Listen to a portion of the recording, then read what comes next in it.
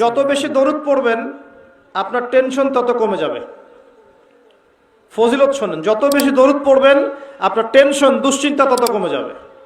যত বেশি দরুদ পড়বেন আল্লাহ তত রহম করবে আপনাকে, আপনার গুনাহ তত মাফ হবে, আপনার নেকির পাল্লা তত ভারী হবে এবং মুহাম্মদ সাল্লাল্লাহু আলাইহি ওয়াসাল্লামের সুন্নতের উপর আমল করা আপনার জন্য সহজ হবে। আর সবচেয়ে বড় কথা, কিয়ামতের দিন আপনার পক্ষে নবী সাল্লাল্লাহু আলাইহি ওয়াসাল্লাম স্বয়ং সুপারিশ করবেন ইনশাআল্লাহ, যদি আপনি বেশি বেশি দরুদ পড়তে পারেন। কমপক্ষে সকালে 10 বার এবং সন্ধ্যায় 10 বার পড়বেন আল্লাহুম্মা সাল্লি ওয়া সাল্লিম আলা নবিয়িনা মুহাম্মদ। আমি 3টা দরুদ পড়তে উৎসাহিত করি।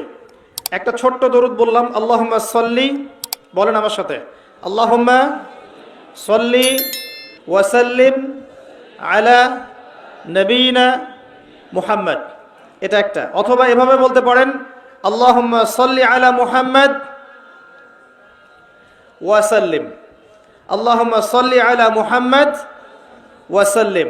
অথবা যেটা আমরা পড়ি, আল্লাহুম্মা সাল্লি আলা মুহাম্মদ ওয়া আলা আলি মুহাম্মদ কামা সাল্লাইতা আলা ইব্রাহিম ওয়া আলা আলি ইব্রাহিম ইন্নাকা হামিদুম মাজিদ।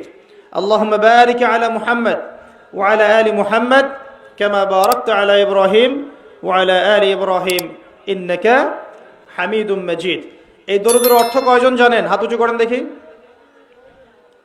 মাশাআল্লাহ, ঠিক আছে। অর্থ জানতে হবে। নামাজের মধ্যে আমরা যা পড়ি এগুলোর অর্থ আপনাকে জানতে হবে।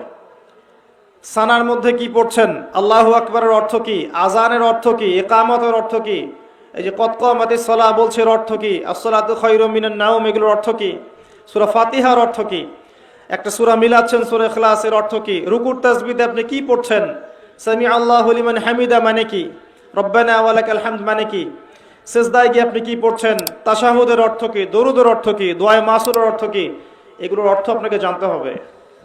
নামাজের অর্থ না জানলে নামাজে মনোযোগ বাড়ে না। নামাজে যত বেশি অর্থ জানবেন নামাজের মনোযোগ তত বাড়বে ইনশাআল্লাহ। অনেকে অভিযোগ করেন না যে নামাজ পড়ছি মনোযোগ বসে না, আছে না? নামাজ পড়ি মনোযোগ এদিক ওদিক ঘোরাফেরা করে, মানুষ বলে না এগুলা?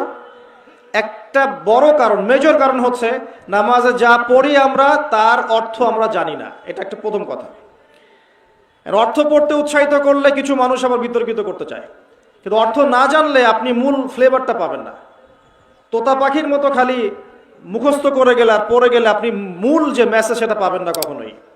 মনে করেন নামাজের কথাগুলো আমরা বাংলায় বলছি, মনে করেন কথার কথা, যে মাথা নত করে আপনি বলছেন সুবহান রাব্বিয়াল আ'লা, মহাপবিত্র আমার রব যিনি সর্বোচ্চ, এটা আপনি বাংলায় বলছেন। আপনি বুঝতে পারছেন না অর্থটা?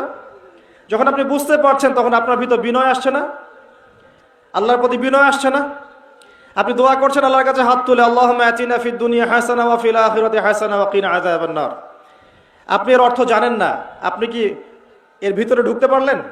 পারলেন না। কিন্তু আপনি যদি জানেন, আপনি হাত তুলে বলছেন, আল্লাহ আমাকে এই দুনিয়াতে সমস্ত কল্যাণ দান করো আর পরকালে সমস্ত কল্যাণ দান করো, আমাকে জাহান্নামের আগুন থেকে বাঁচাও। বুঝতে পারছেন না?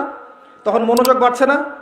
এই জন্য বলছি, অর্থ না বুঝলে আপনি 100% ইহসান, যেটা আমরা বলি, আনতা আবুদাল্লাহা কাআন্নাকা তারাহ ওয়া ইল্লাম তাকুন তারাহু ফাইন্নাহু ইয়ারাক, তুমি এমনভাবে আল্লাহর ইবাদত করো যেন তুমি আল্লাহকে দেখছো। আর তুমি যদি আল্লাহকে দেখতে না পাও তাহলে জেনে রাখো আল্লাহ তোমাকে দেখছেন। আল্লাহ কনসিয়াসনেস আসবে না যতক্ষণ না আপনি অর্থগুলো বোঝার চেষ্টা করছেন। এই জন্য নামাজের অর্থ বোঝার চেষ্টা করেন।